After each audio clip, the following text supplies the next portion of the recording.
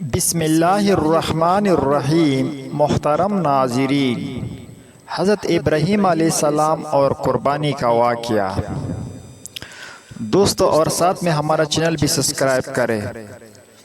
حضرت ابراہیم علیہ السلام اور قربانی کا واقعہ۔ حضرت اسماعیل علیہ السلام کچھ بڑے ہوئے تو حضرت ابراہیم علیہ السلام کو اللہ کی طرف سے حکم ہوا کہ اپنے بیٹے اسماعیل کو میری راہ میں قربان کر دو۔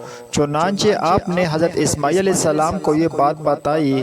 حضرت اسماعیل علیہ السلام نے کہا کہ ابا جان، اللہ تعالیٰ آپ کو جو حکم دے رہا ہے اس کو ضرور پورا کیجئے، آپ انشاءاللہ مجھے ثابت قدم پائیں گے۔ چنانچہ حضرت ابراہیم علیہ السلام اپنے بیٹے اسماعیل علیہ السلام کو ذبح کرنے کے لیے لے کر چلے اور جنگل میں لے جا کر ان کو الٹا لٹایا اور اپنی آنکھوں پر پٹی باندھ لی کہ کہے بیٹی کی محبت اللہ کی حکم پورا کرنے سے نہ روکے، اور گلے پر چری چلا دی۔ اسی وقت آواز آئی کہ اے ابراہیم، تو نے ہمارے حکم کو سچا کر دکھایا۔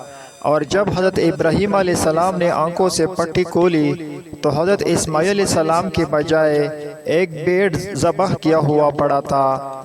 اسی واقعے کی یاد میں مسلمان ہر سال قربانیاں کرتے ہیں۔ حضرت ابراہیم علیہ السلام اور حضرت اسماعیل علیہ السلام کی زندگی سے ہم کو بہت سبق ملتے ہیں۔